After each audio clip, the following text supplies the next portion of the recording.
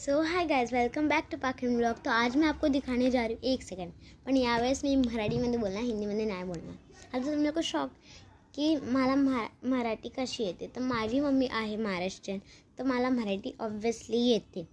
तर आज मी तुम्हाला दाखवणार आहे की मी स्क्विशी बनवला आहे आणि हा तर बेटर बनला बिकॉज मी जो पहिले बनवलेला तो स्नोमॅनवाला होता आणि त्याच्यामध्ये मी कापूस म्हणजे कॉटन पण खूप कमी भरलेलं, तर त्याच्यामुळं ते चांगलं नव्हतं बनलं। तर ते ब्लॅक होतं, म्हणजे ब्लॅक नाही ब्लॅक विसरले। तर मला ते आता भेटत पण नाही आहे आणि मी हा बनवला आणि तुम्हाला माहिती पण असेल की हे कसं बनवतात। तर ह्याच्यासाठी तुम्हाला पाहिजे पेपर आणि तुम्हाला पाहिजे टेप आणि तुम्हाला पाहिजे स्केच पेन आणि कॉटन। तर तुम्हाला कसं बनवायचं आहे, पेपर घ्यायचं, त्याच्यावरती ड्रॉइंग करायची आहे, त्याला कलर करायचा आणि मग त्याच्यावरती टेप लावायचं आणि थोडं हे जे हिस्सा आहे ना, म्हणजे हा जो समोरचा पार्ट आहे ना, ते उघडं ठेवायचं, म्हणजे आपण जे कॉटन असतं ते आपण ह्याच्यात भरू शकतो। तर मग ते झाल्यावर त्याला परत तिकडून कवर करून घ्यायचं आणि मग तुम्ही हे स्क्विशी बघू शकता, ते रेडी आहे। फक्त मी पहिले पण अशी चुकी केलेली की मी कमी भरलेलं, पण यावेळेस मी जास्तच भरले, पण मला थोडं असं वेगळंच वाटते की कमी भरले। तर मी नेक्स्ट टाईम जेव्हा बनवणार तेव्हा मी जास्त करणार। आणि माझी मम्मी गेली आहे बघायला धुरंधर आणि मी आहे घरात।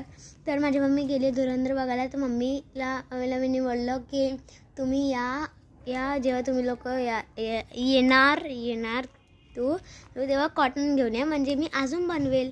तर एवढं तर मी आता माझा विचार करत चालला आहे की मी आता पण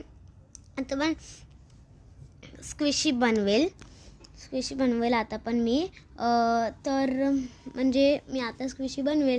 तर मग नंतर जेव्हा मम्मी आणेल तर मी तेव्हा पण एकदा म्हणजे खूप सगळे स्क्विशी बनवेल, म्हणजे ते असं खूप सगळे बनवले की मी तुम्हाला दाखवेल की कशी प्रकारे मी स्क्विशीज बनवलेत। आणि आता तुम्हाला माहिती पण आहे स्क्विशी कसं बनवायचं, तुम्हाला माहिती पण असेल पहिल्यापासून।